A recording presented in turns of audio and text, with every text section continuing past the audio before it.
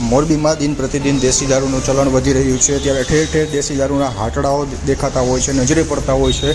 ત્યારે ક્યાંક ને ક્યાંક જે જિલ્લા પોલીસ છે તે ઘોર નિંદ્રામાં હોય તેવું લાગી રહ્યું છે। ત્યારે બુટલેગરોને છાવરીને લઠ્ઠાકાંડ થવાની રાહ જોઈ રહી હોય તેવા દ્રશ્યો હાલ મોરબી શહેરની અંદર સર્જાઈ રહ્યા છે। ત્યારે આજે વાત કરીએ મોરબી બી ડિવિઝન પોલીસ મથક વિસ્તારની અંદર આવતા લખધીરપુર રોડની લખધીરપુર રોડ પરનો આ વિડીયો છે।